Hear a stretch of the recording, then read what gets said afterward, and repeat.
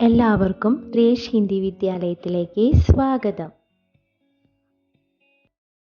കഴിഞ്ഞ ക്ലാസ്സിൽ നമ്മൾ പഠിച്ചത് 6ാം ക്ലാസ്സിലെ ഇക്കായി 1 കുറച്ച് കാര്യമാണ്. ഇനി നമുക്ക് ഈ ക്ലാസ്സിൽ അതിൻ്റെ ബാക്കി ഭാഗം പഠിക്കാം. ഇനി നമുക്ക് ബാദൽ ദാനി എന്ന കവിത പഠിക്കാം. ഇത് എഴുതിയിരിക്കുന്നത് ബാബുലാൽ ശർമ്മയാണ്. പ്രേം. ഇവിടെ കവി പ്രകൃതിയെക്കുറിച്ചും മഴയെക്കുറിച്ചുമാണ് വർണ്ണിച്ചിരിക്കുന്നത്. चम चम चमकी बिजली रानी, उड़ी गगन में गढ़ा सुहानी, बादल दानी खूब चमाचम बरसो पानी. ചം ചം ചംകി ബിജ്ലി റാണി. ബിജ്ലി അർത്ഥം ഇടിമിന്നൽ. മറ്റൊരർത്ഥം കൂടിയുണ്ട് വൈദ്യുതി. റാണി എന്ന് വെച്ചാൽ രാജ്ഞി. ഉടി ഗഗൻ മീൻ ഘടാ സുഹാനി. ഗഗൻ എന്ന് വെച്ചാൽ ആകാശം. ഘട എന്ന് വെച്ചാൽ ബാദൽ, മേഘം. ബാദലിൻ്റെ മറ്റൊരർത്ഥാണ് ഘട. ഘട എന്ന് വെച്ചാൽ മേഘം. ചം ചം ചംകി ബിജ്ലി റാണി, ഉടി ഗഗൻ മീൻ ഘടാ സുഹാനി. ചംചം എന്ന് തിളങ്ങിക്കൊണ്ട് ഇടിവെട്ടിൻ്റെ റാണി മേഘാവൃതമായ മേഘത്തിൽ നിന്നും മഴ, അതായത് ബാദൽ ദാനി എന്ന് വെച്ചാൽ മഴ നൽകുന്നവൾ. മഴ നൽകുന്നവളെ നീ നല്ല, അതായത് ഇങ്ങനെ മഴ വീണ ശബ്ദം അറിയാലോ, ടിം ടിം എന്നുള്ളത്. അതായത് ചമാചം എന്ന ശബ്ദത്തോടു കൂടി ഭൂമിയിൽ വന്ന് പതിച്ചാലും. ഇവിടെ ബിജ്ലിയുടെ അർത്ഥം ഇടിമിന്നൽ. ബിജ്ലിക്ക് മറ്റൊരർത്ഥമുണ്ട് വൈദ്യുതി. ഗഗൻ ആകാശം, ഘട മേഘം, ഗൂബ് ധാരാളം, പാനി വെള്ളം. ഇതാണ് ഇതിൻ്റെയൊക്കെ അർത്ഥം.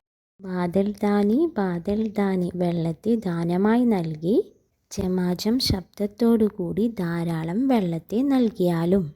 പ്യാസി ചിടിയ പ്യാസി കയ്യ, കാലി ഹേ സബ് താൽ തലയ്യ, सूखे घाट पड़ी है नैया, हुई मछलियों को हैरानी, बादल दानी.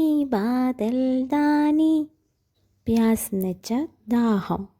പ്യാസി എന്ന് വെച്ചാൽ ദാഹിച്ചിരിക്കുന്ന ചിടിയ പക്ഷികളും, പ്യാസി ഗയ്യ ദാഹിച്ചിരിക്കുന്ന പശുക്കളും, ഗാലി എന്ന് വെച്ചാൽ കാലിയായ, താലിതലയ്യ തോടുകളും അതുപോലെ നദികളും, സൂക്കി എന്ന് വെച്ചാൽ ഉണങ്ങിയ, കാട് കടവ്. വഞ്ചിയൊക്കെ കടത്തുന്ന കടവ് എന്ന് കേട്ടിട്ടില്ലേ, അതാണ് ഘാട് എന്ന് വെച്ചാൽ കടവ്. നയ്യ തോണി, വഞ്ചി. മച്ചലിയാം എന്ന് വെച്ചാൽ മത്സ്യങ്ങൾ, ഹൈരാനി എന്ന് വെച്ചാൽ ആശ്ചര്യം. സൂക്കി ഘാട് പടി ഹേ നയ്യ എന്ന് വെച്ചാൽ ഇതിൻ്റെ അർത്ഥം മഴ പെയ്യാത്തത് കൊണ്ട് കുളങ്ങളും അതുപോലെ പുഴകളൊക്കെ വറ്റി വരണ്ട് കിടക്കല്ലേ. അപ്പോൾ തോണി കടവിൽ കിടക്കാണ്, വെള്ളമില്ല. വെള്ളം ഉണ്ടെങ്കിലല്ലേ തോണിക്ക് കടവ് കടന്നു പോകാനൊക്കെ പറ്റുള്ളൂ. അപ്പോൾ വെള്ളമില്ല.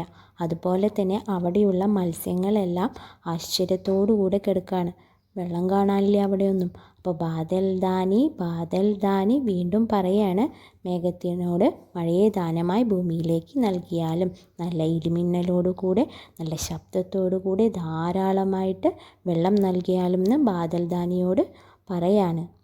ആരിവിടെ? കവി. അടുത്ത ക്ലാസ്സിൽ കവിതയുടെ ബാക്കി ഭാഗം പഠിക്കാം. കൂടാതെ കുറച്ച് ഗ്രാമറും നമുക്ക് പഠിക്കാം. വീഡിയോ ഇഷ്ടപ്പെട്ടുവെങ്കിൽ ലൈക്ക്, ഷെയർ, കമൻറ്റ്, സബ്സ്ക്രൈബ്, ബെല്ലൈക്കൺ അമർത്താൻ മറക്കരുത്. Thank U.